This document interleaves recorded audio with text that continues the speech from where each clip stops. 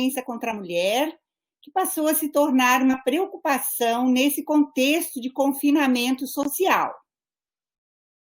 Então, apresentando as instituições que promovem esse evento, o projeto das webinars é uma iniciativa do Núcleo Interdisciplinar de Estudos sobre Saúde, Sexualidade e Relações de Gênero, o NUSERGE, coordenado pela professora Luciana Zucco, em parceria com o Laboratório de Educação Sexual da UDESC, do Instituto de Estudos de Gênero da UFSC e do Núcleo Margens da Psicologia também da UFSC. Agradecemos também à instituição apoiadora do evento, o Comitê Estadual SUAS de Santa Catarina, Covid-19. Então, eu sou a professora Tereza Kleber, coordenarei esta webinar. E como a gente está fazendo em todas as webinars, eu vou me descrever para as pessoas com limitações visuais. Eu sou uma senhora, pele branca, cabelos ruivos, olhos azuis, estou usando uma camisa azul.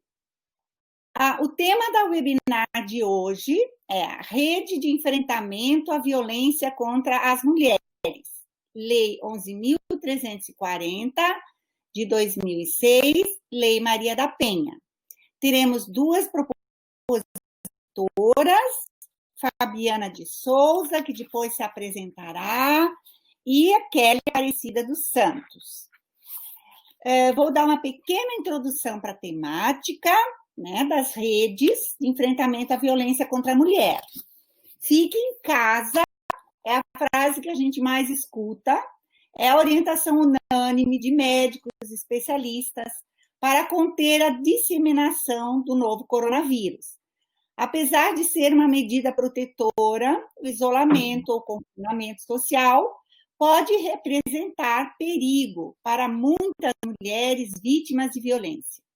Em tempos de pandemia, alguns indicadores relacionados à violência doméstica preocupam e reacendem um alerta para a importância da existência de redes, né, de uma rede de enfrentamento à violência contra as mulheres. E nos remetem à Lei 11.340, Lei Maria da Penha, promulgada em agosto de 2006, que é uma legislação especial para o enfrentamento da violência doméstica e familiar contra a mulher. O enfrentamento, a lei define um conjunto de medidas de punição previstas no Código Penal de Processo Penal, medidas de proteção de direitos civis, Código Civil, Processo Civil, medidas de assistência social e proteção à integridade física dos direitos da mulher e medidas de prevenção. Esse conjunto de medidas somente poderá ser aplicado mediante a existência de uma rede, ou seja, mediante a articulação entre judiciário e executivo, União, estados e municípios, através de políticas públicas direcionadas ao atendimento de mulheres em situação de violência, contando também com a participação do Legislativo na edição de leis que regulamentam o acesso aos direitos da cidadania. Com a criação da Secretaria de Políticas para Mulheres, em 2003, que até 2014 teve à frente as ministras Nilceia Freire, Irini Lopes e Eleonora Menicucci, que entendiam do assunto e que nos representavam, possuíam uma ação firme, contundente e estruturada ao enfrentamento à violência contra as mulheres.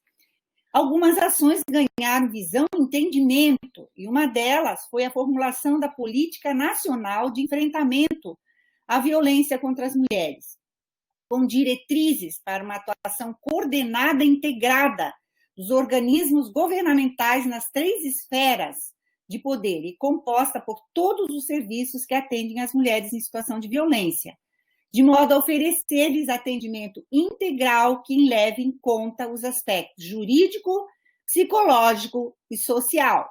Decorrente dessa política, em 2007, foi lançado o Pacto Nacional pelo Enfrentamento à Violência contra as Mulheres, que tem como pontos fundamentais, no âmbito da assistência, a garantia do acesso das mulheres aos serviços especializados e a capilaridade do atendimento no âmbito da rede de serviços. O pacto possui 5 eixos estruturantes e constitui uma estratégia de integração e cooperação entre governo federal, estadual e municipal nas ações de enfrentamento à violência contra as mulheres. Descentralização das políticas públicas referente às temáticas, por meio de um acordo federativo cuja base é transversalidade das políticas de gênero, intersetorialidade e capilaridade das ações referentes à temática das mulheres, consolidando, então, a necessidade de uma rede articulada de atendimento à mulher. A Lei Maria da Penha também prevê, como uma das estratégias de enfrentamento à violência doméstica contra a mulher, que ela será prestada de forma articulada, conforme os princípios e diretrizes previstas na Lei Orgânica da Assistência Social, do Sistema Único de Saúde, do Sistema Único de Segurança Pública, entre outras normas e políticas públicas de proteção e emergencialmente, quando for o caso, no artigo 9º da lei. Além disso, a lei também estabelece a criação de serviços especializados no atendimento dos casos de violência doméstica e familiar contra a mulher, tais como centros de referência de atendimento à mulher, casas-abrigo, serviços de abrigamento, defensorias da mulher, promotorias da mulher, serviços de saúde, centros de perícia médico-legal especializados, centros de educação e reabilitação dos homens autores de violência e de responsabilização também dos homens autores de violência, todos previstos no artigo 35 da lei, e ainda juizados de violência doméstica e familiar contra a mulher e a Central de Atendimento à Mulher, Ligue 180. Então, por se tratar de uma norma jurídica, a previsão da criação de serviços especializados reforça a responsabilidade dos governos, em especial municipais e estaduais, de implantarem políticas públicas de enfrentamento à violência contra as mulheres e formalizar a necessidade de uma rede articulada e intersetorial de atendimento à mulher em situação de violência. E é sobre esse assunto que as nossas propositoras, Fabiana de Souza, gerente de políticas para as mulheres e direitos humanos da Diretoria de Direitos Humanos da Secretaria de Estado do Desenvolvimento Social, e Kelly Aparecida dos Santos, coordenadora da Casa de Passagem para mulheres em situação de rua ou de violência, vão falar. Então, eu passo a palavra para as propositoras, solicitando também que elas se apresentem, né, o currículo e a partir dos segundo os critérios de acessibilidade também. Então, com a palavra Fabiana, que vai ser a primeira a nos falar. Desde já, agradecemos, Fabiana, ter atendido o nosso convite e com a palavra é sua. Então, boa tarde a todas e todos que estão nos acompanhando. Eu quero agradecer até em nome da nossa secretária de Desenvolvimento Social, Maria Elisa Ficaro, o convite, né? Quero saudar também todas as participantes, em nome da professora Tereza Cleva e da professora Luciana Zucco, e ressaltar o quanto é importante esse momento para que a gente possa estar também conversando, divulgando um pouco da rede de enfrentamento em nível estadual e em nível municipal. Eu vou me autodescrever. Eu tenho pele branca, cabelos curtos e pretos, meus olhos são castanhos escuros. Estou usando uma blusa preta com algumas estampas em branco. Na sala que eu estou aqui na Secretaria de Desenvolvimento Social. A sala ela é branca e tem ao fundo a logomarca da Secretaria de Desenvolvimento Social do Governo de Santa Catarina. Um pouco sobre a minha trajetória acadêmica e profissional, né? Eu sou assistente social, formada pela Universidade Federal de Santa Catarina em 2007. Em 2014, eu fiz uma especialização em gestão da política pública pela Unisul, a Universidade do Sul de Santa Catarina. E em 2018, eu ingressei no mestrado, né, em Serviço Social pelo Programa de Pós-Graduação em Serviço Social da UFSC também, tendo como a linha de pesquisa Direitos, Sociedade Civil e Políticas Sociais na América Latina. A minha trajetória profissional, então, ela iniciou na prefeitura, na secretaria, na então Secretaria de Habitação e Saneamento Ambiental, mas em 2011, então, eu entrei na Secretaria de Desenvolvimento Social, a antiga Secretaria de Estado da Assistência Social, Trabalho e Habitação, na gerência de políticas, na gerência de proteção social básica, né, como técnica dessa gerência. Eu permaneci nessa gerência entre 2011 e 2015, quando então eu ingressei como secretária executiva do Conselho Estadual dos Direitos da Mulher. Fiquei lá até 2019, entre 2015 e 2019, e saí para continuar meu mestrado, retornei esse ano, então, e assumi então, a gerência de políticas para mulheres e direitos humanos da Diretoria de Direitos Humanos aqui da Secretaria de Desenvolvimento Social. É importante eu colocar que essa gerência ela é nova, né? Ela vem ao encontro da reforma administrativa do Estado, da Lei Complementar 741, de 12 de junho de 2019. Então, são 4 gerências, né, que compõem a Diretoria de Direitos Humanos, a Gerência para a Igualdade Racial e Imigrantes, a Gerência de Política para Pessoa com Deficiência e Idosas, a Gerência de Política para Criança, Adolescente e Jovens, e a gerência, então, que eu estou agora, que é a Gerência de Política para as Mulheres e Direitos Humanos. Como eu falei, é uma gerência nova. Ela, anteriormente, né, anterior à reforma do Estado, nós tínhamos aqui na Secretaria uma Coordenadoria Estadual da Mulher, né, e essa Coordenadoria Estadual da Mulher, ela também desenvolveu uma série de atividades com as unidades móveis, junto ao Conselho Estadual dos Direitos da Mulher e a Secretaria Feminina. Foi realizado o Pacto de Enfrentamento à Violência contra a Mulher, o Pacto Estadual Lei Maria da Penha, né? Em 2018 foi assinado um termo de compromisso, onde 8 instituições, Conselho Estadual dos Direitos da Mulher, Secretaria da Casa Civil, Secretaria de Desenvolvimento Social, FECAM, Defensoria Pública, Ministério Público, Tribunal de Justiça de Santa Catarina, a bancada feminina, acho que também já falei, né? São 8. Elas, então, assinaram esse termo para a implantação e implementação do Pacto Estadual de Maria da Penha, né? Então, a partir do pacto, a gerência, ela entende o quanto é importante a gente ter essa rede de enfrentamento à violência contra a mulher e o quanto a política para mulheres, ela é transversal a todas as políticas, né? Seja saúde, educação, saneamento, segurança pública, todas as políticas que compõem o Estado e a importância dessa transversalidade, né? De passar por todas as políticas e para que façam um trabalho articulado e que a gente consiga chegar nessas mulheres, né? Em todas as mulheres de Santa Catarina. O pacto ele está numa fase agora de implementação.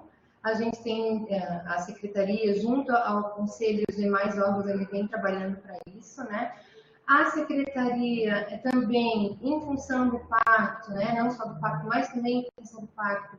E no ano passado, em agosto de 2019, ela lançou o Agosto Lilás, né? Em alusão à Lei Maria da Penha, né? E no Agosto Lilás é previsto uma campanha que prevê uma série de ações, né, de enfrentamento à violência contra a mulher. Eu vou citar algumas, não todas, em função até do tempo, mas assim, a gente pensou e lançou ano passado, né, com base numa instrução normativa da Secretaria de Estado da Administração e também da Secretaria de Desenvolvimento Social, uma instrução normativa onde 5% Oi, Fabiana. das vagas... Oi. Você pode falar um pouquinho mais devagar, por favor? Posso falar sim. Obrigada. Então, voltando aqui, né, a questão da instrução normativa que foi lançada no ano passado. essa instrução normativa ela prevê que 5% das vagas devem ser preenchidas, né, para mulher, para trabalho terceirizado no governo, no estado de Santa Catarina, elas sejam destinadas às mulheres em situação de violência, né? Então, foi lançada essa instrução normativa, foi lançada também uma plataforma Santa Catarina por Elas, né? Essa plataforma é uma plataforma online onde a gente pode, né, as pessoas podem acessar a toda a rede de atendimento à mulher em situação de violência. É uma rede que ainda a gente precisa estar alimentando ela com outras informações, mas a ideia é que a gente coloque as delegacias de proteção à mulher, criança, adolescente, idoso, cartilhas, informes, orientações, né? Também, com base no Agosto Lilás, e a gente também conversou muito, trouxe muito a questão das unidades móveis. As unidades móveis, elas também fazem parte do enfrentamento à violência contra a mulher, em especial aquelas mulheres que estão na área rural, né? E é um trabalho que já vinha sendo desenvolvido pela Coordenadoria Estadual da Mulher, com uma gama de movimentos sociais, pelo Conselho Estadual dos Direitos da Mulher, pela Secretaria de Desenvolvimento Social também. E essas unidades móveis, então, elas percorreram uma série de municípios, né, na área rural para atendimento dessas mulheres em situação de violência, né? A gente entende, assim, que é preciso fazer muitas outras ações e atividades, como que eu vou dizer, em rede, né? Porque a rede é o que vai, é aquilo que vai dar o suporte, vai sistematizar a continuidade da inserção dessa mulher em situação de violência nos serviços do Estado, e a gente entende que isso é muito importante. Como eu assumi essa gerência, né, agora em final de março, já era um período de pandemia, né? A gente estava vivenciando já a questão da pandemia, do Covid-19, a gente precisou segurar um pouco os nossos projetos. A gente tinha 3 projetos em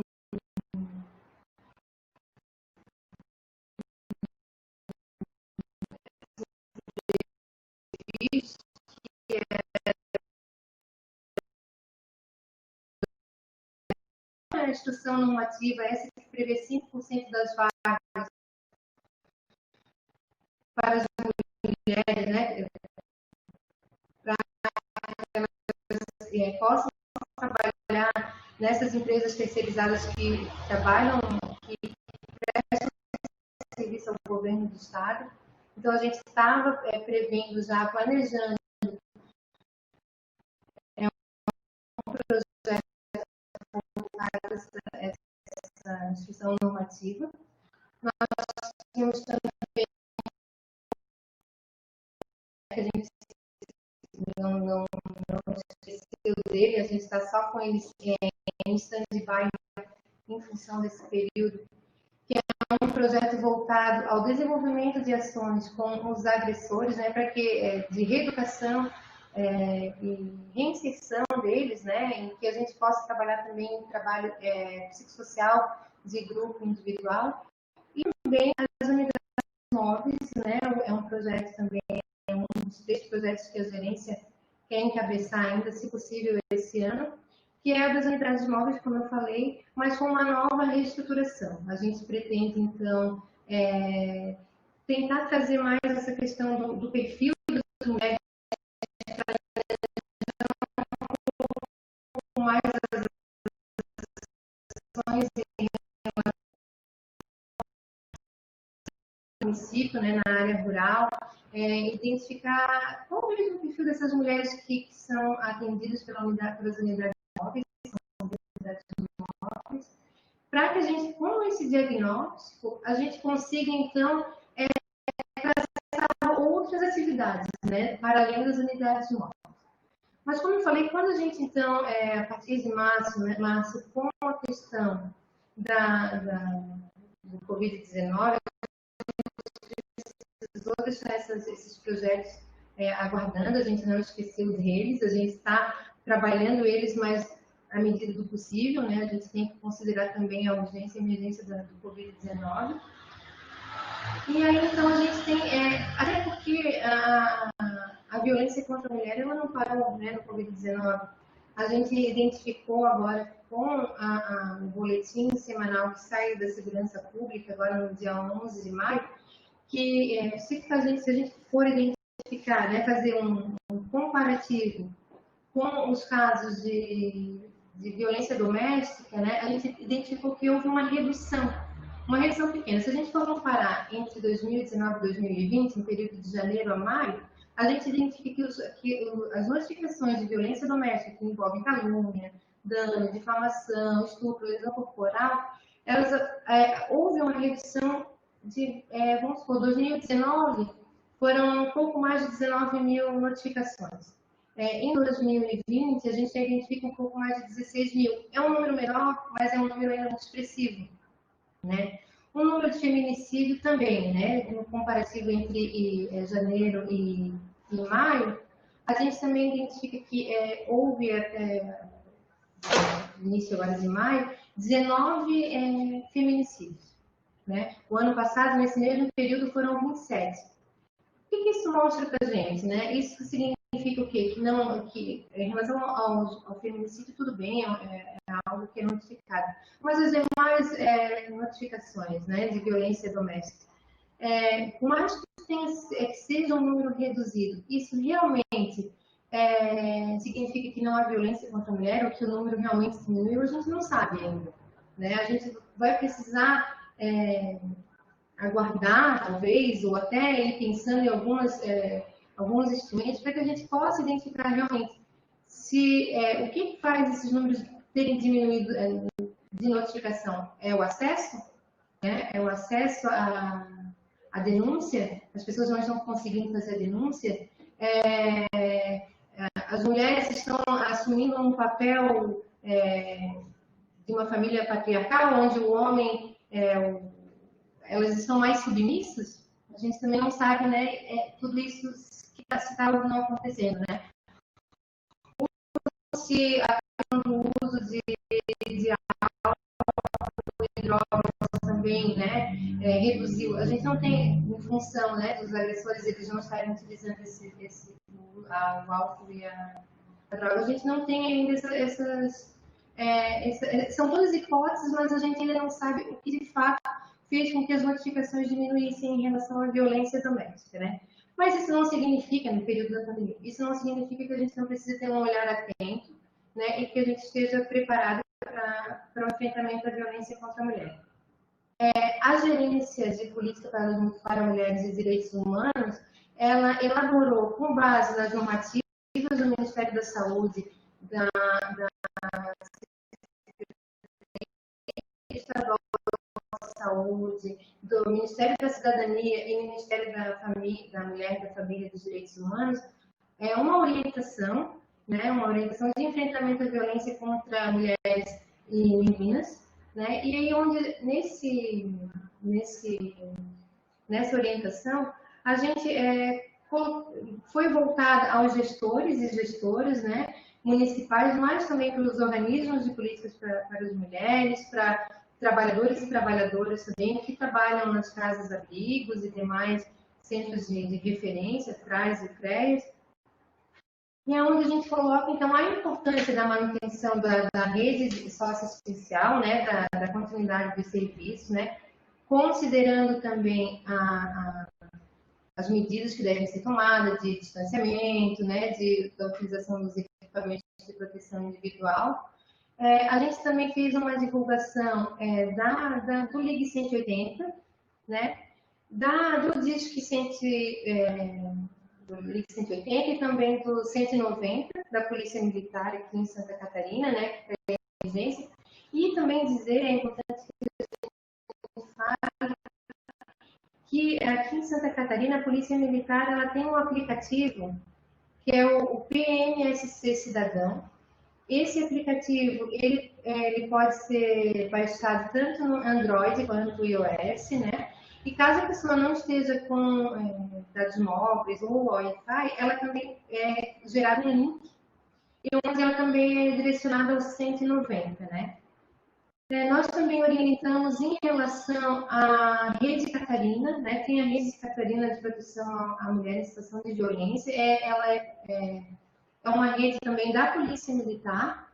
Essa rede, ela busca atender, né, fazer visita às mulheres que já estão com medidas protetivas, né, verificando se essas medidas protetivas estão sendo cumpridas, se há algo que está fora do combinado, das situações de, né, se está ainda ocorrendo algum tipo de violação com essas mulheres.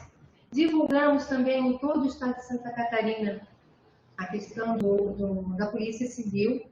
A Polícia Civil também ela tem um WhatsApp, né, para que também pode ser feito as denúncias.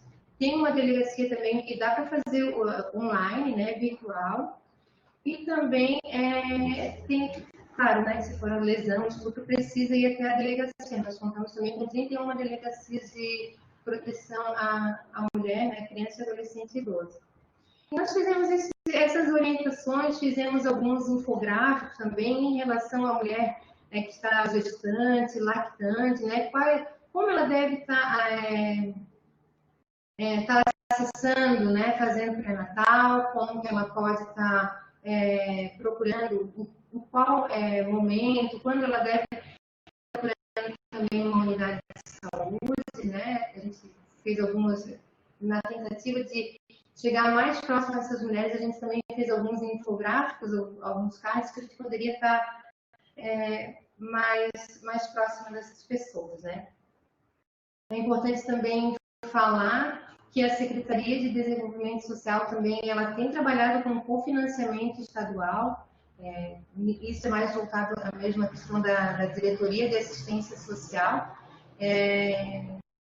Esse cofinanciamento ele prevê um recurso, né, para os municípios, vai ser pago em 3 parcelas. A primeira parcela foi em maio, onde os municípios eles podem utilizar ou na proteção social básica, na proteção social especial de média complexidade, na proteção social especial de alta complexidade ou para benefícios eventuais, né? A primeira parcela foi de 7.800.000, né? Então, tem todo também as orientações dos municípios também, eles podem acessar o site da Secretaria e identificar né, toda a tramitação e como tem sido. Isso foi falado na comissão entre gestores bipartidos também, né?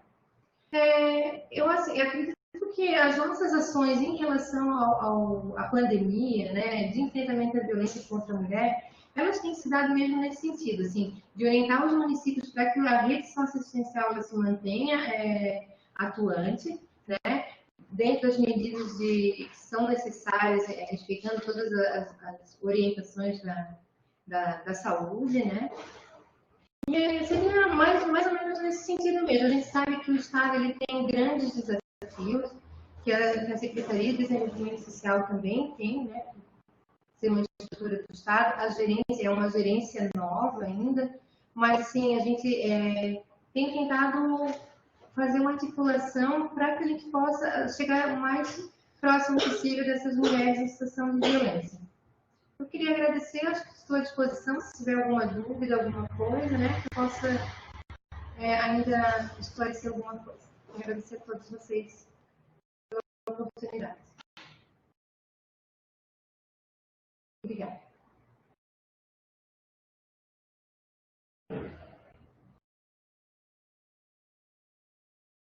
Agradecemos, Fabiana, as suas colocações, né, muito procedentes. E agora nós vamos passar a palavra para Kelly. Kelly, bem-vinda, Kelly, a palavra é sua. Obrigada, estão me escutando bem? Estamos. Então tá ótimo. Então, queria primeiramente agradecer, né, o convite aí pela professora Luciana Zucco, pela professora Tereza Kleber, falar que é bem importante para a gente nesse momento estar discutindo essa temática, né. Como última fala aí, eu tenho como objetivo aí trazer um exemplo bem prático, né, de um serviço de atendimento a mulheres vítimas de violência, e como que esse está se articulando, se organizando, né, nesses tempos de tantas adversidades. Bem, vou estar me caracterizando então, né, eu sou morena, cabelo castanho, olhos castanhos, pele clara, estou com uma blusa azul, com umas florzinhas laranjadas. Falando um pouco do meu lado profissional, então, eu sou assistente social, formada desde 2004, pela Universidade Federal de Santa Catarina. Fiz mestrado na educação, na linha de educação e movimentos sociais, uma especialização aí de direitos humanos também. Já trabalho com a temática há algum tempo, né? Desde que eu me formei, eu tive o privilégio aí de atuar em outros lugares também, em outros serviços. Coordenei um trabalho também que era um serviço que na época até era pelo Estado, em parceria com o Estado, que era o CEVIC, que era o Centro de Atendimento a Vítimas de Crimes, e depois passou a ser CEAV, mudou só a nomenclatura, né, a sigla, mas o objetivo continuou o mesmo. Era um serviço que também atendia bastante mulheres vítimas de violência doméstica, né, então eu pude acompanhar um pouco de fora também até a implementação aí da Casa de Passagem para as Mulheres, né, que é o serviço que eu vou estar apresentando hoje, né. Então, agora, eu estou na coordenação desse serviço, já fazem 5 meses, então faz pouco tempo. Antes de eu entrar nesse serviço também, eu estava já na prefeitura como assistente social há aproximadamente 4 anos, então já atuei na gerência de alta complexidade, já fui coordenadora de outro serviço também, que é o Centro Pop. E aí, depois do Centro Pop, antes de eu entrar então na Casa de Passagem, eu estava no CRENV, que é o Centro de Referência de Atendimento a Mulheres em Situação de Violência. E ali, né, pude ter bastante bagagem também. E aí, depois eu fui convidada, então, para estar na frente aí na coordenação da Casa de Passagem para Mulheres. Pois bem, falando um pouquinho, então, agora específico, né, eu acho que até agora foram vários temas que eu acho que só vieram enriquecer aí o diálogo, né? E aí a última fala mesmo vem mais no sentido de funilar um pouco, especificar realmente um pouco de exemplos bem práticos, né? Pois bem, a Casa de Passagem ela foi fundada em outubro de 2013. A equipe técnica foi contratada a partir de 2014. Atualmente, ela tem uma coordenadora, que sou eu, né? Faço a parte de gestão, embora sendo assistente social de formação, eu não atendo diretamente essa mulher, né? Tem outra assistente social, que é a Kessia, tem a psicóloga, que é a Margarete, que aí elas fazem esses atendimentos mais específicos, mais técnicos. Conta hoje com 10 educadores e um auxiliar de serviços gerais. Estou tentando falar bem pausadamente, porque eu sei que até pediram ali no chat a apresentação escrita, mas eu só tenho uma apresentação de slides, então depois eu até me disponibilizo a estar fornecendo, né? Mas vou tentar falar pausadamente, então, para que vocês consigam estar traduzindo, ok? Aí para a Valquíria e para o Giliardi, né? Enfim, se eu estiver correndo, aí vocês me fazem sinal que eu consigo dar uma segurada, tá? Mas então, esse slide já ia ajudar bastante. Eu não consegui mandar, desculpa, eu estava tentando mandar agora antes da apresentação, mas não consegui. Faltou aquela pecinha na frente do teclado ali, que não é muito boa na informática, desculpa. Não consegui. Mas, enfim, vou tentar falar pausado. Então, falando, então, caracterizando, então, um pouco o serviço, né? É um serviço de acolhimento institucional vinculado à proteção social especial de alta complexidade, junto à Secretaria de Assistência Social do município. Tem como público-alvo mulheres adultas em situação de violência, em razão de violência física, sexual, psicológica e ou patrimonial no âmbito doméstico e familiar, acompanhadas ou não de seus filhos, crianças e adolescentes. Mulheres adultas em situação de rua e acompanhadas de seus filhos, crianças e adolescentes, né? Então, a gente atende esses dois públicos. Tem como marcos legais, né, da sua fundação e de toda a orientação e desenvolvimento do serviço, a tipificação nacional dos serviços socioassistenciais, a Política Nacional de Abrigamento de Mulheres em Situação de Violência, diretrizes nacionais para o abrigamento de mulheres em situação de risco e violência, e a Política Nacional para a População em Situação de Rua. tem como capacidade de atendimento 20 vagas, né, para mulheres adultas e seus filhos, de idades até 18 anos incompleto. Aí a gente faz até uma separação, assim, que é mais ou menos, tá, gente? 70% das vagas, que são em média de 14 vagas, são destinadas para mulheres em situação de violência, e 30%, que são mais ou menos 6 vagas, para as mulheres em situação de rua.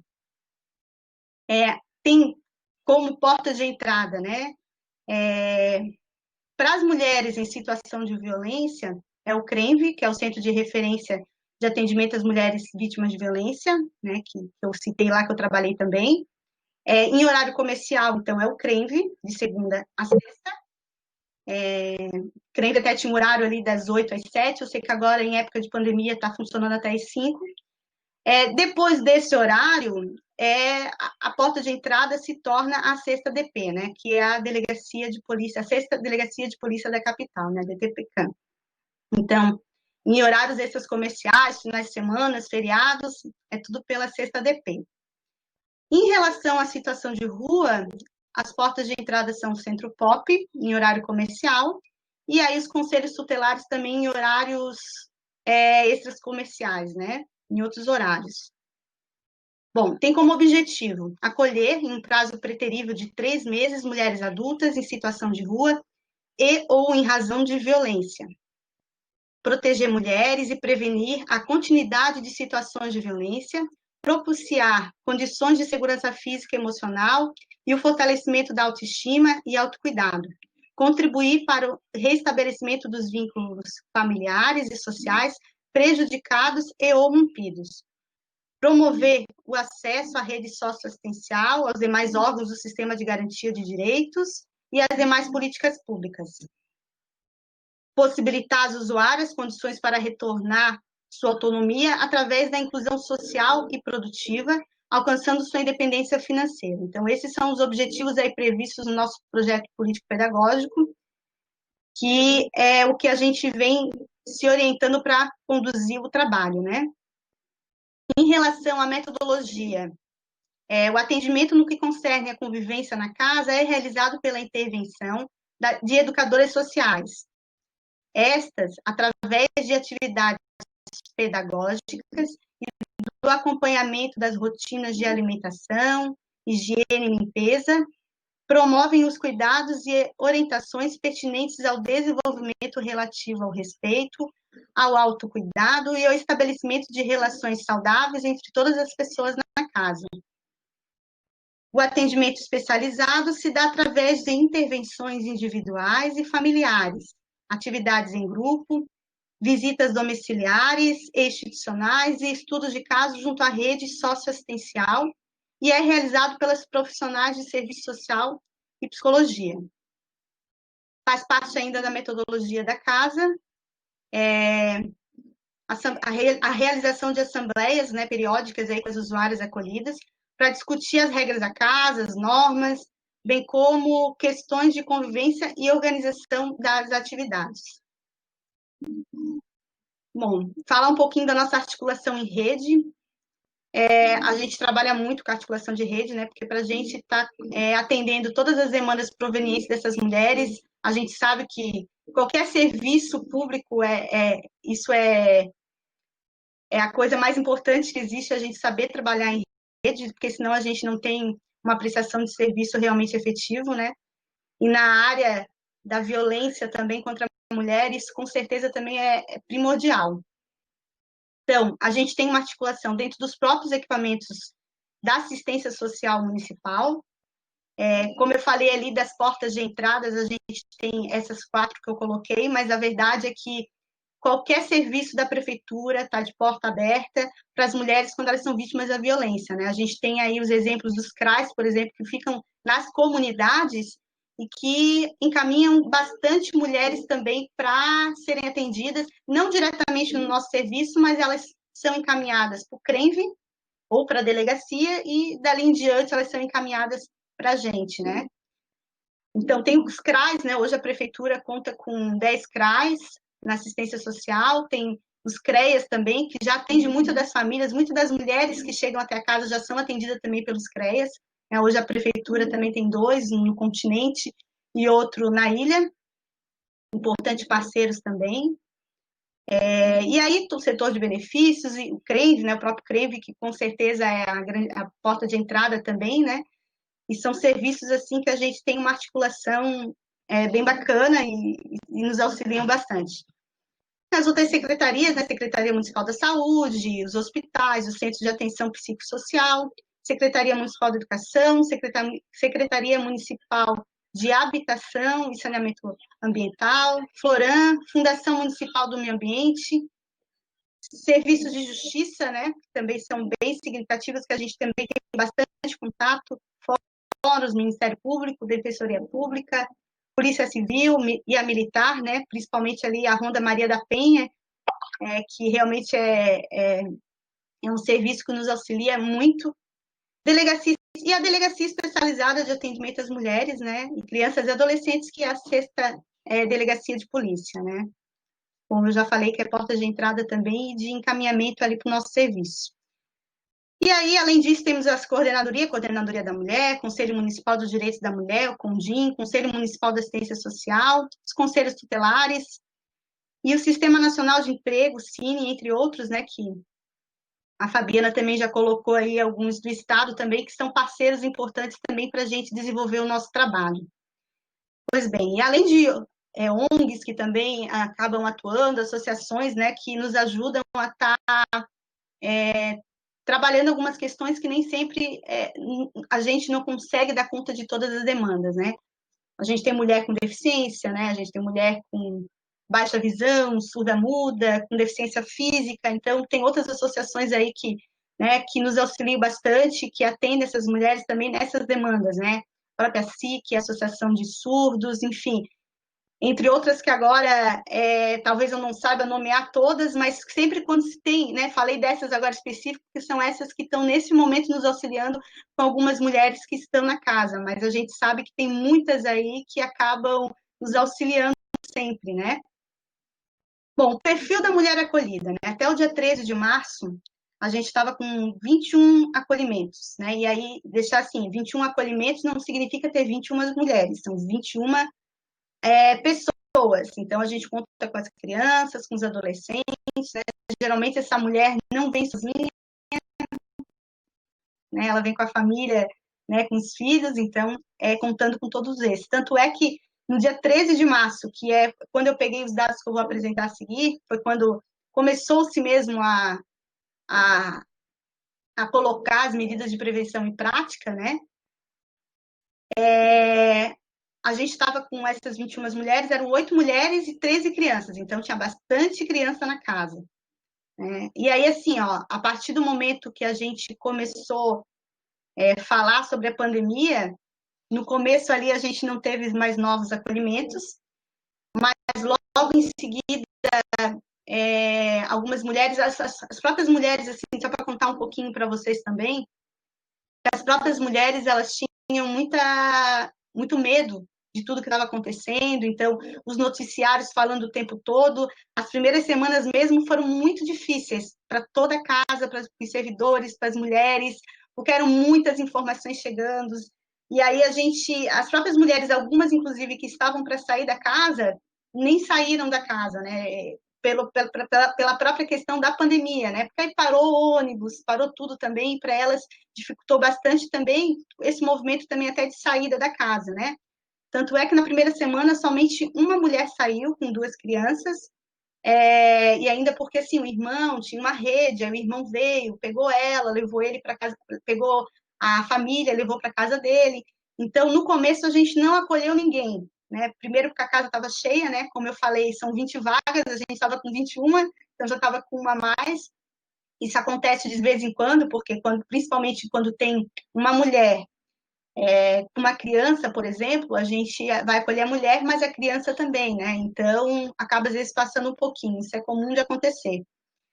E aí, assim, falar um pouquinho dos acolhimentos novos, né? Pós-pandemia, para vocês tentarem se situar um pouco assim, né? A gente acolheu, então, 3 mulheres em situação de rua, 3 acolhimentos em situação de rua e 7 violência doméstica. E aí, falando um pouquinho, já que o nosso tema são mulheres né, que sofreram violência doméstica. Então, eu vou funilar um pouquinho e falar agora exatamente das mulheres vítimas de violência, para a gente trabalhar um pouco com o nosso objetivo aí, enfim, né, com, com aquilo que se propõe esse diálogo, né? Então, assim, assim que passou, a gente estava com 9 mulheres adultas na casa, mulheres em situação de violência, e 7 crianças. Agora, algumas dessas já saíram. A gente atualmente está com 12 acolhimentos. Hoje, especificamente, porque isso é muito dinâmico. A gente ainda está acolhendo mulheres, algumas mulheres ainda estão saindo. Então, ao mesmo dia que a gente, às vezes, tem 20 na casa, às vezes sai uma família, que às vezes tem uma mulher com 5 crianças, como a gente tinha até pouco tempo. Então, já saíram 6 e aí vagaram 6 vagas, né? Então, é bem dinâmico, assim, né? Embora tenhamos algumas mulheres que já estão lá há mais do que 3 meses, né? Que eu falei lá no começo que era o orientado, é mais ou menos uma média, porque, na verdade, algumas mulheres acabam ficando muito mais no serviço e outras realmente ficam 1 dia, 2 dias, então tem essa característica, né? Por ser uma casa de passagem, né? Bom, as idades das mulheres, então, vítimas de violências, que passaram aí nos últimos meses de pandemia, né? 34% tem de 18 a 29 anos, 33% de 30 a 40 anos. Então, esse é um perfil maior, é mais que a metade, é um público bem jovem, né? De 18 até 40 anos. Eu que tenho 42, sou uma jovem menina, então é um público realmente bem jovem que passa na casa. De 41 a 50 anos, a gente teve 11%. De 51 a 60 anos, 22%. E maior de 60 anos a gente não teve. Desde que eu assumi a coordenação, não teve nenhuma pessoa idosa, nenhuma mulher idosa, né, na casa, e nem maior de 60 anos. Então, essas um pouquinho o nosso público, né? E aí, falando um pouquinho das nossas medidas de prevenção, né, em relação ao Covid, porque aí, assim, como eu falei no começo, a gente já começou com várias orientações para essas mulheres, né? Afinal de contas, é um espaço onde essas mulheres utilizam coletivamente os quartos, a cozinha, a sala de estar, enfim. Então, pensem numa família grande, né? Então, e toda essa família tem que ficar em casa, não é para sair, porque, como falou a professora Tereza, né, fica em casa. Então, nesse começo, realmente, a nossa grande preocupação era a saída dessas mulheres. Muitas tinham vidas ativas, né, de cursos profissionalizantes que faziam fora, atendimentos em outros serviços da prefeitura. Então, no começo, a gente teve bastante preocupação disso. Tinha uma mulher em específico que estava trabalhando, as demais não trabalhavam. A mulher que trabalhava, claro, estava saindo, indo para o seu trabalho, voltando com alguns cuidados, mas as demais, a gente colocou aí algumas orientações que aí eu vou estar lendo para mim não se estender muito. Que aí, quando eu leio, é melhor, porque aí eu consigo ser mais objetiva. Então, primeira das coisas que a gente fez, a gente afastou as camas, a gente orientou as usuárias e servidoras através de reuniões presenciais e virtuais sobre formas de prevenção do Covid-19, adotou o uso da máscara em locais coletivos, fizemos, então, a restrição e acompanhamento das saídas das usuárias da instituição, né, como eu falei. Então, elas eram acompanhadas sempre que possível por educadoras e eram realizadas somente quando necessárias, né? E da médicos, a bancos, ao próprio CAPS, né, que está sendo bem necessário nesse momento. Então, e assim, máximo ir no mercado, às vezes, quando precisa comprar alguma coisa de muito urgente que não tenha na casa, e mesmo assim, isso tudo muito dialogado com elas, viu? Eu quero dizer que não foi nada imposto, mas foi construído com elas, né? E isso foi bem legal. Elas mesmas sentiram necessidade de ter isso para ter um amparo também, né? Os servidores e prestadores de serviços, fornecedores também estão sendo orientados a usarem máscaras e a trocar os sapatos quando necessito, por exemplo, entrar na casa. A gente separou os talheres, utensílios de uso pessoal. Para aqueles casos novos de acolhimento durante a pandemia, né, a gente teve toda uma orientação da vigilância epidemiológica, da vigilância sanitária, está bem junto com a gente só tem que agradecer também nesse momento, dando todas as orientações para a gente. Então, ao entrarem na instituição, a gente mede a temperatura, né, sempre, a gente está sempre fazendo isso, as educadoras ficam cotidianamente fazendo isso, né, e aí, para os casos novos também é pedido que se meça a temperatura, é verificado se elas apresentaram algum sintoma de gripe, ou se tiveram contato com alguém sabido com Covid, né, porque para a gente tentar realmente prevenir, né, essa foi a orientação que foi nos dada. E aí, por enquanto, as que vieram em acolhimento, a gente não teve nenhuma resposta positiva nesse sentido, assim, né? Todas não tiveram sintomas, não apresentaram febre, então, por enquanto, estão todas bem. E todas que passaram na casa estão bem, né? E aí, assim, os atendimentos individuais, então, eles estão sendo realizados, mas, né, psicóloga, assistente social e eu, em alguns momentos, a gente está fazendo as nossas reuniões externamente, ou na varanda, ou no quintal da casa, com afastamento de 2 metros, né, de uma das outras. Os individuais também estão sendo feitos assim. Então, com esses cuidados realmente para a gente evitar uma possível propagação, enfim, né. Teve a suspensão temporária de eventos, né, cursos de formação, oficina, entre outras atividades coletivas, foram todos cancelados, né. Então, é um novo universo, né? Então está trazendo muitos desafios, mas eu acredito que muita coisa boa também está nascendo aí do próprio convívio das mulheres. Isso é o que eu posso ver durante esse período aí. Então, assim, como desafios, né?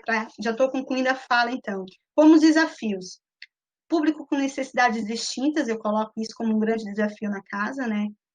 Violências diferenciadas, situação de rua, vínculos familiares rompidos ou fragilizados, saúde mental comprometida, e principalmente nesse momento de pandemia aí, a saúde mental realmente está bem complicada de ser administrada, né?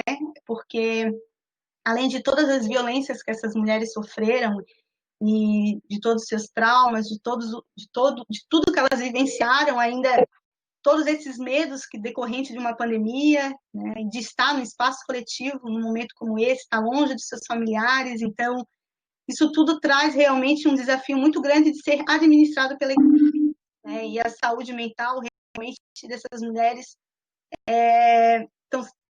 estão sendo acompanhadas, né, a gente tem um acompanhamento do CAPS também que nos ajuda bastante, com médicos, psiquiatras, mas ainda assim realmente é bem complicado, tá?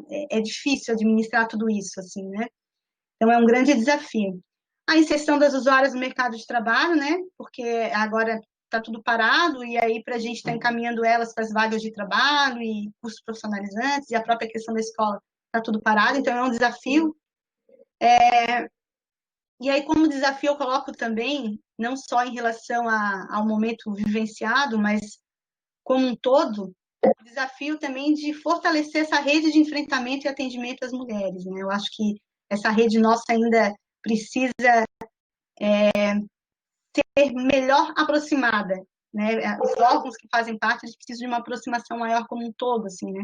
Eu até estava conversando com a professora Tereza sobre isso em uma reunião, que às vezes a gente não é conhecido, né? Por isso que é importante esse espaço aqui hoje também, para que as pessoas saibam, quem está aí nessa rede de enfrentamento e de atendimento, que existe uma casa do município para amparar, para atender essas mulheres, né, que são vítimas de violência, porque muitas vezes as mulheres que são vítimas, elas desconhecem os serviços, assim como o CREMV também, que infelizmente as mulheres às vezes não sabem que tem esses espaços, né, tão importantes. Então, falta um pouco a publicização também, né, desses serviços também. Acho que a gente tem muito a avançar nesse sentido também, né? Como potencialidades, então, né? Porque além dos desafios, tem potencialidades. Além dessa aproximação dessas mulheres, que a gente viu isso, conseguiu perceber de forma bem significativa, né? Uma mulher vai no mercado, ela vai lá e pergunta para todas as outras o que quer e se precisa de alguma coisa. Parece algo insignificativo, assim, né? Mas para a gente que trabalha e que via muitas dessas mulheres, muitas vezes brigando entre si, por picuinhas, por coisas às vezes tão pequenas, e agora, nesse momento, elas se uniram de uma tal forma, assim, que foi muito bonito de ver, né? Até na distribuição de atividades da casa, assim, a gente vê que realmente está tendo uma aproximação muito maior nesse momento dessas mulheres, né? Elas estão se aproximando realmente na dor, né? Então, isso é bonito de ver, assim, a coletividade, né? O trabalho coletivo. E aí, como potencialidade também da casa, eu acho que a aproximação e fortalecimento, desde que eu estou na casa, tá, gente? Faz 5 meses, é isso que eu vejo como uma potencialidade, que eu vejo que está crescendo, porque enquanto eu estava em outros serviços da prefeitura mesmo, assim, às vezes eu via que faltava essa aproximação. E com essa gestão, eu acho que o que tem aumentado muito é a aproximação dos serviços, assim, das equipes, de sentar, de fazer estudo de caso junto. Então, entre CREAS, CRAS, o próprio CRENV, né, a gente vem dialogando bastante, assim, né? Tem que dialogar muito mais para poder resolver as inúmeras demandas que a gente tem, mas ainda assim, eu acho que já está caminhando a passos bem mais largos, assim, né, de um tempo atrás. Aumento dos servidores também, que a casa até pouco tempo tinha poucos educadores, que agora, de um tempo para cá, né, com essa gestão também teve um aumento dos educadores, concurso público que eu acho que vai trazer mais educadores, mais servidores também, isso só qualifica o nosso serviço cada vez mais, né, então isso é uma coisa boa também. A ampliação de alguns instrumentos técnicos também, que a gente já vem, e isso até em decorrência da aproximação com a própria questão de alguns serviços da justiça, né? Coloco aqui principalmente uma aproximação com a promotoria, né? Que tá bem nítido assim essa aproximação, porque a gente encaminha os relatórios, a gente está encaminhando todos os FIAs, todos os instrumentos relativos a essas mulheres, né? Para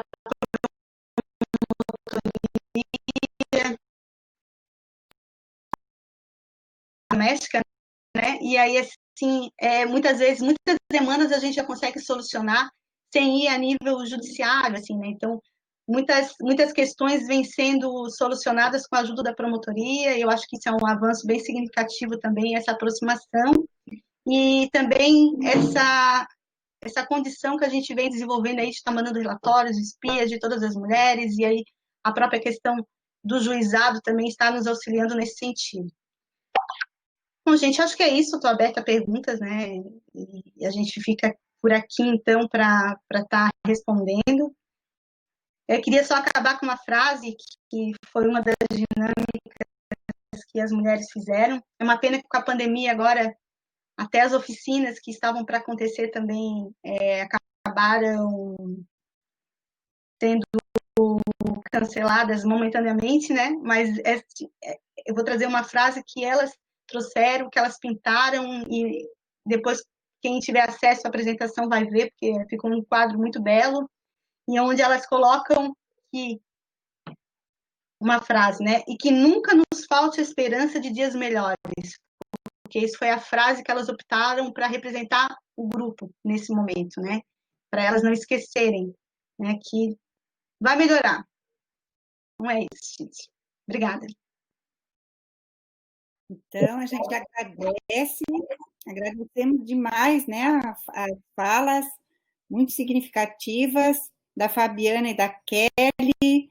Elas estão de parabéns, né, porque são assistentes sociais aí nos dando exemplos, tanto na linha de frente, nos atendimentos e nas políticas públicas. Parabéns e muito obrigada pelas falas. Então, eu anotei algumas questões, né? E eu acho que são bastante. Vou lê-las e aí vamos ver o que vocês conseguem responder, né? Então, uma das primeiras questões foi a professora Andréia, eu acho que mais relacionada à fala da Fabiana, como é que fica a comunicação, né, entre todas essas atividades, entre todas as propostas, entre todas as iniciativas, né, do Estado, as instituições normativas, aquelas, como é que foi, as unidades móveis, e como é que se comunicam, né, entre vocês, seria através dessa plataforma Santa Catarina por Elas, como é que é a comunicação, né, entre as instituições e programas e projetos dessa plataforma. O Sandro pergunta sobre o Observatório violência doméstica, né, que tramitou internamente, e aí eu acrescento, Sandro, que eu acompanhei um pouco uma deputada Ana Paula Lima, né, e ela até nos convidou do Instituto de Estudos de Gênero para elaborar conjuntamente esse observatório da violência, e estávamos assim, muito felizes. Ele tramitou internamente pela Assembleia Legislativa, quando chegou lá para a dotação de orçamento, ele parou porque não era prioridade na dotação de orçamento. As questões, seguindo as questões, a professora Rosana Martinelli gostaria que abordasse os desafios a possíveis estratégias para respostas à violência. A professora Gabriela pergunta se as mulheres trans também têm acesso à casa de passagem, são incluídas nas políticas públicas. A Vera... Tereza, só um minutinho. Desativem o áudio de vocês, que o retorno para a gente está muito ruim. Obrigado. Tá, vou então repetir a última pergunta da professora Gabriela. As mulheres trans também são recebidas na casa de passagem? Elas também têm direito às políticas públicas? Qual é o máximo de dia que as mulheres podem ficar na casa de passagem? Teria uma diferença significativa entre uma casa de passagem e uma casa-abrigo? A Vera Gauer pergunta quais os tipos de violência mais presentes, né, que essas mulheres que estão ali sofreram. A professora Gabriela também pergunta o perfil étnico-racial, se dá para identificar se tem mulheres negras na casa de passagem. E a Valéria pergunta quais as atividades que essas mulheres acolhidas têm feito, né, nesse momento, mas também, não só nesse momento, a Valéria coloca momento de ócio, mas eu acho que quais as atividades que elas desenvolvem no cotidiano ali da casa também sempre foi uma curiosidade que eu tive. E então seriam essas as questões iniciais, parabenizando mais uma vez as duas, e vamos ver o que vocês conseguem responder. Então, eu posso começar, né, em relação à articulação das políticas públicas, né, do Estado de Santa Catarina, e a importância da transversalidade da política da mulher, né? A gente, como eu falei, a gerência da política para mulheres e direitos humanos é uma gerência nova ainda. A gente não desconsidera nada que já foi trabalhado em relação ao enfrentamento à violência contra a mulher pela Coordenadoria Estadual da Mulher, pela Secretaria, né, e tudo que já foi realizado. E a gente pretende, então, por meio do Pacto Estadual, né, que foi implantado e vai ser implementado agora junto ao CEDIM, né, e a tantos outros órgãos, como eu citei, que a gente consiga realmente efetivar a política de enfrentamento à violência contra a mulher aqui em Santa Catarina. A gente reconhece que há fragilidades nessa rede, né? A gente muitas vezes a gente não consegue fazer essa articulação, mas a ideia, sim, é que a gente retome as atividades, passando em relação ao Covid, né? Que a gente retome as atividades, as ações voltadas para que o pacto realmente ele aconteça, né? E que a gente consiga, de fato, articular por meio da plataforma, por meio das unidades móveis também, que é algo que já vinha sendo consolidado desde 2016, quando essas unidades móveis elas passaram várias regiões de Santa Catarina, né? Então, a gente sabe da importância da manutenção, mas a gente quer reestruturar essa rede, né? De acordo com o Pacto de Enfrentamento à Violência, com o Pacto Estadual Lei Maria da Penha.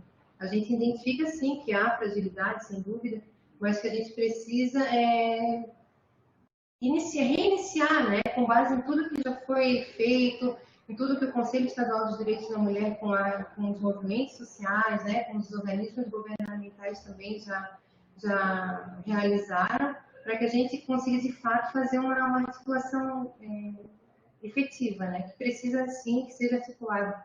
E que a gente consiga realmente alimentar essa plataforma Santa Catarina por Elas como uma ferramenta de conhecimento, de informação e de acesso, né, para essas mulheres.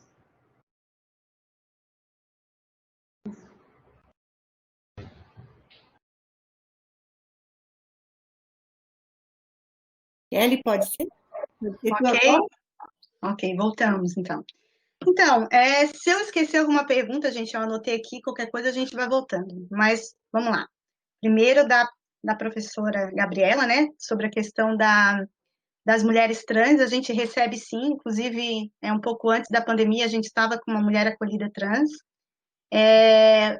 Pelo que foi uma das primeiras perguntas que eu fiz quando eu entrei na casa, porque eu também tinha essa dúvida, assim, quantas mulheres trans entravam na casa, porque eu sei que essa sempre foi uma discussão a nível de município, e uma reivindicação também desse direito de para essas mulheres, né? E, assim, me surpreendeu eu ver que, pelos prontuários, já tiveram várias mulheres trans na casa de abrigo. Inclusive, algumas das mulheres que eu conhecia, que eu atendia quando eu estava lá na coordenação do Centro Pop, mulheres que estavam em situação de rua, que eram trans, e que já passaram pela casa, e que eu nem sabia que tinham passado. Então, existe, sim, esse atendimento também a essas mulheres. Só que, pelo que eu vi, eu estou há 5 meses, somente uma entrou na casa. Então, talvez o que falta realmente é a divulgação, né, desse serviço também nesse meio. Não são todas que sabem que podem ter acesso a essa política, né? Pois bem, a segunda questão do abrigo versus casa de passagem. Isso também é uma discussão bem antiga no município, né? Desde que a casa foi inaugurada, sempre teve essa discussão. O que eu posso dizer, claro, que tem as suas diferenças a nível de SUAS, a gente sabe disso, né? A casa de abrigo tem a questão de estar ali 6 meses, de estar acolhendo outro público, somente um público distinto, né? Hoje que a gente tem uma casa de passagem que atende esses dois públicos, ainda que hoje a gente atende as mulheres em situação de rua, por exemplo, tem outra casa de passagem que está atendendo essas mulheres em situação de rua, né? Sendo que as mulheres que vêm até o nosso serviço são somente as mulheres que têm crianças, né? E essas sim chegam ao nosso serviço, em número reduzido, como eu falei lá no começo ainda, porque são menos vagas ainda, né? Então, teria essa separação do público, do tempo de serviço, né? Do tempo de permanência no serviço, que também seria diferente, né? A gente sabe que um abrigo teria um tempo maior do que uma casa de passagem. Mas o que eu posso dizer de tempo de permanência, né? Já emendando em outra pergunta, é que esse tempo de permanência, ele é muito diversificado, né? Embora a gente tenha lá no nosso PPP que as mulheres podem ficar 3 meses, quer dizer, um tempo preterível, como fala o nosso projeto político-pedagógico, ainda assim, na prática, a gente trabalha com investimento social. Então, a gente tem algumas mulheres que acabam ficando mais tempo, em decorrência de todo o trajeto dos atendimentos delas, né? Então, é feito um investimento social, um investimento na família, quando é possível, um investimento na autonomia dessa mulher, para que depois ela realmente consiga sair da casa, mas sair da casa não para voltar para uma condição pior, mas uma condição mais acessível dentro daquilo que é de direito dessa mulher, né? Então, por isso que algumas mulheres acabam ficando mais tempo, porque aí a gente depende de toda uma rede de serviços também, que muitas vezes não depende só da gente, né? Dando um exemplo bem prático. A gente tem uma mulher que tem uma criança e tem uma mulher que essa criança ela é autista, essa mulher ela tem uma deficiência física, então ela precisava estar bem fisicamente, ela precisava fazer fisioterapia para ela poder trabalhar, para ela poder correr atrás daquilo que ela quer. Então, isso tudo tem um tempo que a gente também respeita esse tempo da mulher. Então, não é que dá 3 meses a mulher tem que sair pronto, não é assim que funciona na prática, né? Embora isso esteja contemplado aí no nosso projeto político-pedagógico. E tem mulheres que chegam realmente e ficam 1 dia, 2 dias, mas tem outras que precisam do investimento maior, né? Então, a equipe tem que rebolar muito mais, né?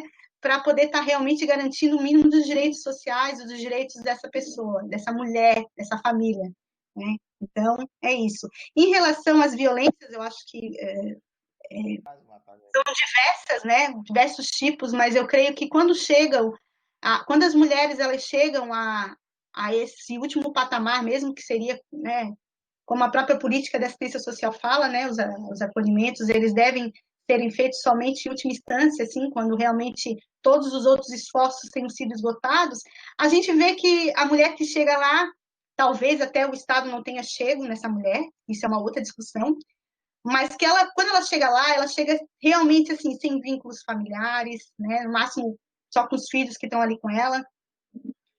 E quando elas chegam numa situação que já sofreram por todos os tipos de violência, assim, né? Desde a patrimonial, da psicológica e da física.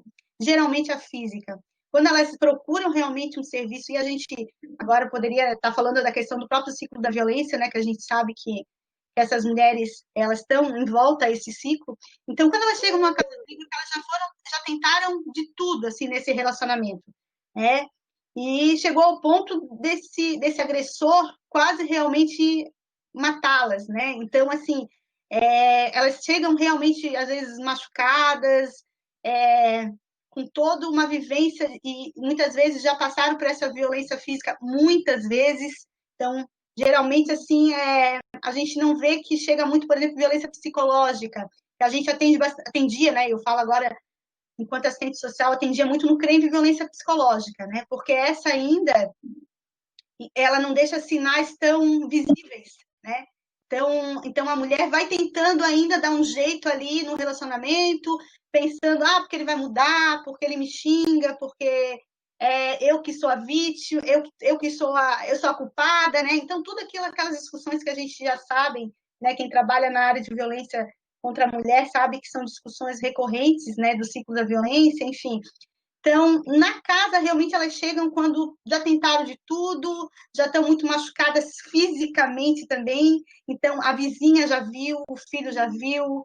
E aí, assim, tem uma pressão da própria sociedade hoje, o que é positivo também, né? De estar dizendo, estar levando essa mulher na delegacia, de estar dizendo que ela tem que procurar ajuda. Então, geralmente, assim, as mulheres que chegam nesse serviço, eu tenho visto, eu sei que eu estou há 5 meses, mas antes eu estava no CREMV, e aí nós fazíamos encaminhamento, eram essas mulheres que já estavam decididas a sair desse relacionamento, que já chegaram realmente a um patamar muito grave de violência, não tem sem vínculos familiares, né, ou fragilizados, né, vínculos fragilizados, e assim, não tem mais para onde correr, então sou obrigada a pedir ajuda. Então, geralmente, são essas mulheres, essas que ficam, inclusive, um tempo um pouco maior, né? Na casa também. Em relação às mulheres negras, assim, o que eu posso dizer, existe algumas, né, e isso a gente não tem um perfil hoje de quantas mulheres negras passaram na casa, mas eu acho que aí é um nicho aí para se fazer até uma pesquisa em relação a isso, que são as mulheres negras chegam a esse serviço, né? Eu sei que a Soraya do CREMV, né, que já participou de outra discussão, até fala um pouco dessa temática, então, quem sabe aí para o doutorado dela, ela possa aí fazer alguma questão nesse sentido, né? Já que ela está na linha do mestrado também, já vem desenvolvendo algumas ações nesse sentido, né? Porque realmente a gente vê, assim, é visível que não chegam muitas mulheres negras, não. Eu não tenho visto muitas, assim como as mulheres das comunidades, que também é outra coisa que eu sempre... Quem me conhece sabe disso, como eu trabalhei muito em comunidade também, eu não vejo as mulheres presentes das comunidades ali, indo no CREMV, procurando ajuda, ou indo fazer denúncia na CESA-DP, são poucas ainda, né? E aí, por conta de toda a questão social, cultural, às vezes a falta de informação também, eu acho que a gente ainda não consegue chegar em muitas dessas comunidades de periferia, e considerando que essas comunidades de periferias aí também tem muitas mulheres negras, né, que são a grande maioria, muitas vezes elas não chegam a ter acesso à informação, né, dos serviços, e não chegam a estar realmente acessando esse serviço, né, mas isso de maneira bem empírica, né, gente, assim, bem porque não tem uma pesquisa em relação a isso, né? Eu acho que é até passível disso, de se fazer uma pesquisa em relação a isso. Desculpa, empírica não, né? De maneira bem visível, né? Enfim, vamos lá. Questão de 6 meses, eu acho que eu já respondi. A questão do ócio. Isso é uma coisa que, agora, na pandemia, a gente, as educadoras, a equipe técnica, acaba tentando fazer muitos processos para que elas não fiquem tenham um ócio criativo, pelo menos, né? Enquanto estejam na casa.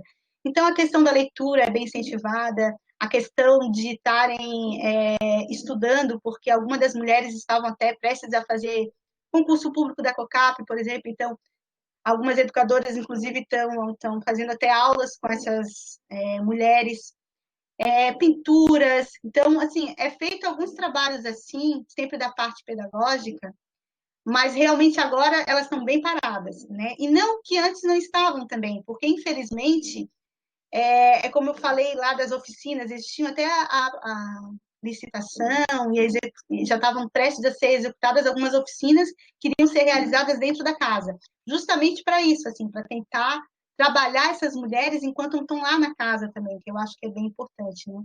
Então, agora, realmente, elas estão fazendo, claro, elas participam de todas as atividades da casa, viu? Elas fazem comida, elas ajudam a fazer bolo, então, isso tudo enquanto uma prática educativa também, né? Porque em tudo que a gente faz, a gente procura sempre dar um olhar educativo nas questões, né? Mesmo nos afazeres domésticos, a gente procura estar fazendo isso também, né?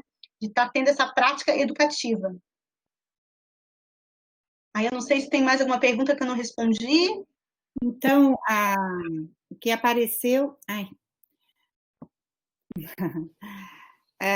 surgiram mais umas 2, 3 perguntinhas, da Juliana, se a casa de passagem estiver lotada, para onde elas são levadas, principalmente agora na pandemia, né? E se o CRENV está aberto ou funcionando remotamente, se aumentou a procura pela casa no período de quarentena, como é o relacionamento entre as mulheres. Eu acho que isso a Kelly já falou, que agora está assim com bastante união e solidariedade, eu pelo menos escutei ela falando, o relacionamento entre elas. E a pergunta da Sara, se alguma mulher apresentou Covid-19, acho que a Kelly também respondeu que não, né? Que, então, assim, se já aconteceu de que mulheres são encaminhadas ou precisam ser abrigadas, não tem mais vaga para onde, o que faz, para onde são levadas, né? E se aumentou a procura agora pela casa no período de quarentena e se o CRENV está funcionando remotamente. Tá, vamos ver.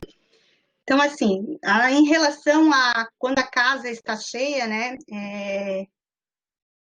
Sim, a verdade é que há pouco tempo, assim, desde que eu entrei, foram poucas vezes que a casa estava lotada ao ponto da gente ter que dizer não, né? Mas acontece, infelizmente, e nesse momento a gente tenta pensar aí com a rede, por isso que é importante a parceria com a rede também, outras possibilidades, né? Agora, em tempo de Covid, eu acho que seria bem complicado, mas antes disso, uma outra possibilidade seria a gente estar vendo, e foi feito isso em alguns momentos, e aí eu falo isso enquanto eu estava no CRENV ainda também, que aconteceu, a gente pensar a possibilidade, por exemplo, de uma rede familiar ampliada, né, de uma pessoa, de uma avó, de uma mãe. Então, uma outra possibilidade que a gente acabava trabalhando, quando aconteceu isso, foi a questão de estar buscando na própria rede dessa pessoa, de repente alguém que pudesse estar ajudando, uma sogra, uma avó, uma mãe, enfim. E aí a gente entrava com benefício de passagem social. Então, esse foi um dos caminhos, né? Ainda bem que eu, enquanto assistente social, eu não atendi nenhuma mulher que eu não consegui dar conta disso, né? De estar, enfim, eu e a mulher, né? Porque, claro que nesse momento a gente acaba responsabilizando também a vítima de estar buscando uma alternativa em conjunto com a gente. Porque não tem, às vezes, se não tem vaga, a casa tem um limite e a gente não pode estar desrespeitando esse limite da casa também, né? Mas é como eu falei, assim, ó, felizmente isso não foi muito comum para mim, enquanto assistente social, atendendo mulheres vítimas de violência, né? Ainda bem, porque eu não saberia o que fazer com uma situação da mulher ali pedindo ajuda, não ter vaga na casa, ela não ter nenhuma rede familiar, e eu tenho que dizer para essa mulher, olha, agora, infelizmente, tu vai para casa, né? Claro que a gente poderia estar acionando, né? Estou falando agora, tá colocando os caminhos que a mulher poderia estar, isso a gente iria orientar, né? Quais são os caminhos que a mulher poderia estar indo buscar, promotoria, né? A própria questão da defensoria pública, de estar cobrando da prefeitura também que fizesse alguma coisa, isso com certeza a gente iria orientar, mas, assim, infelizmente não aconteceu isso, viu? Nem comigo, assistente social, e nem comigo na coordenação da casa. Sempre as técnicas que estavam ajudando nesses momentos, quando aconteceu isso, as técnicas conseguiam, de alguma forma, pensar outras possibilidades, né? Mas tenho certeza que em outras ocasiões isso aconteceu com outras colegas também, né? Como eu falei, eu estou há 5 meses na casa, né? Então, nessa coordenação, ainda conseguiu se dar algumas respostas para essas situações, né? Às vezes até demorava um pouquinho, teve situações, sim, que... Agora eu estou lembrando de uma que teve, que a pessoa procurou no CRENV, no dia não tinha vaga, mas aí a pessoa não foi acolhida no dia, aí passou uns 2 dias, surgiu a vaga e aí a pessoa foi acolhida, mas ela ficou naqueles 2 dias, assim, em situação que ela teve que voltar para a família e voltar para o agressor. Aconteceu, agora eu estou lembrando que aconteceu uma vez isso, mas de qualquer forma, foi dadas orientações em questão de segurança, na medida protetiva, né? Claro que nesse sentido, ela não está, nesse caso específico, existia uma medida protetiva, e aí foi colocado a Ronda Maria da Penha também para dar um apoio, mas ela ficou 2 dias ali que ela ficou aguardando vaga na casa, né?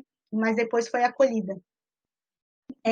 Bom, em relação o CRENV está funcionando, né? Ele está funcionando com horário reduzido. Ele era antes das 8 às 7, agora está das 8 às 5, mas está aberto, funcionando de segunda a sexta, com todos os profissionais. Eles estão fazendo rodízio de alguns profissionais, mas sempre está portas abertas, tá? Então, precisando, a mulher pode ser atendida sim. Né?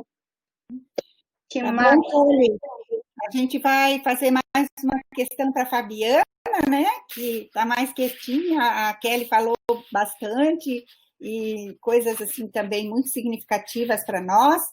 E a professora Rosana Martinelli pergunta para a Fabiana se seria possível a Fabiana sintetizar como vê a política do Estado junto às mulheres, né, em situação de violência. Quais as maiores dificuldades? E agradece também se a Fabiana pode responder. Eu acho que ela quer dizer como vê a política do Estado junto a mulheres em geral, não só a mulheres em situação de violência. Sim, até antes de eu responder a pergunta, eu quero só complementar um pouco a fala da Kelly e até de uma outra pergunta.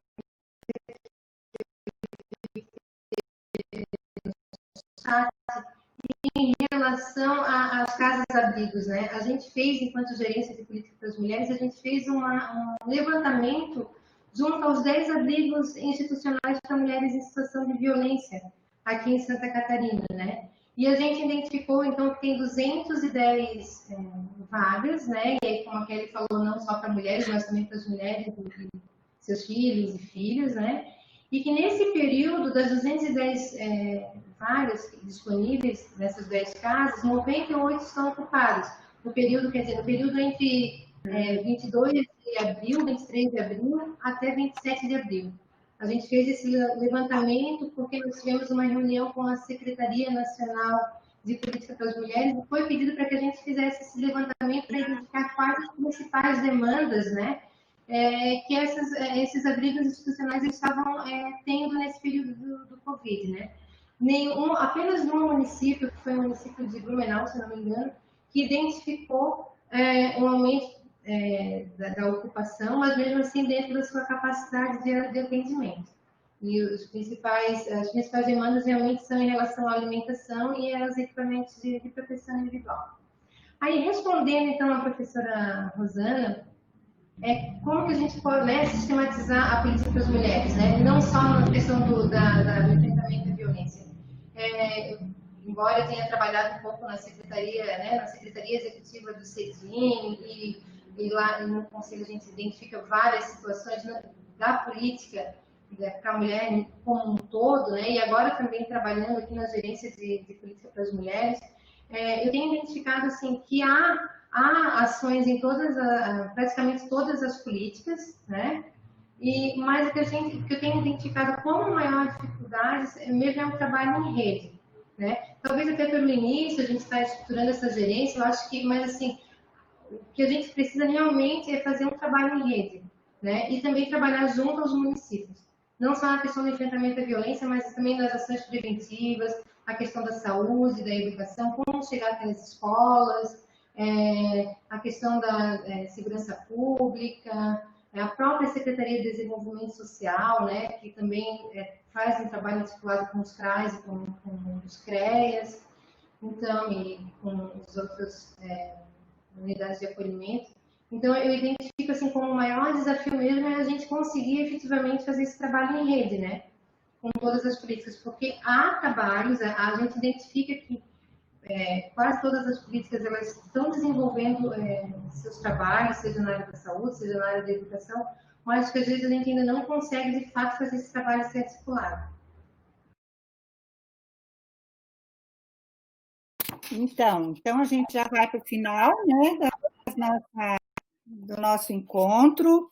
Eu queria só, então, ressaltar, né, a importância desse trabalho em rede, que a Fabiana acabou de dizer, e colocar como uma proposta, né, que a gente pensasse juntas a criação de um protocolo de atendimento a mulheres em situação de violência, e definindo as portas de entrada para essas mulheres, né, o fluxo pelo qual elas percorreriam, porque eu também participei no dia que a então ministra, né, de Secretaria de Políticas Públicas, Eleonora Menecuzzi, veio aqui em Florianópolis oficializar a entrega, a instalação da Casa da Mulher Brasil, né, que era para ser mesmo, né, esse local que ocorre na prática essa rede, mas que, por enquanto, também está parado, né, por falta de orçamento e por falta de vontade política.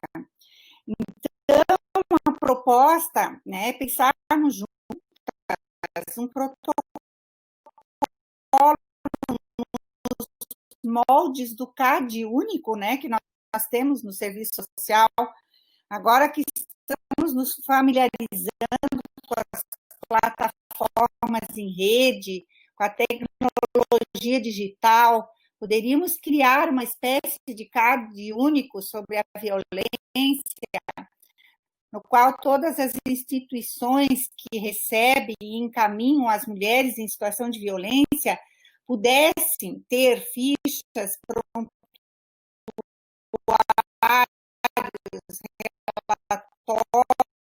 relatórios, contendo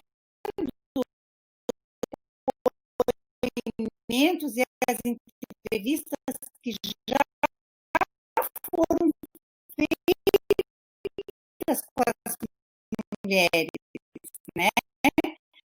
Que já estão cadastradas de tal forma que, quando uma mulher que já passou por 3, 4, 5 lugares chega lá no sexto, ela não precisa falar a mesma coisa, né? As técnicas, as profissionais poderiam puxar ali do sistema o prontuário, né, a ficha dessa mulher. E o que falta, então, para a implementação desse protocolo, né, ou como é que vamos chamar? Protocolo, plataforma, observatório da violência, né, tudo que já foi falado aqui, né?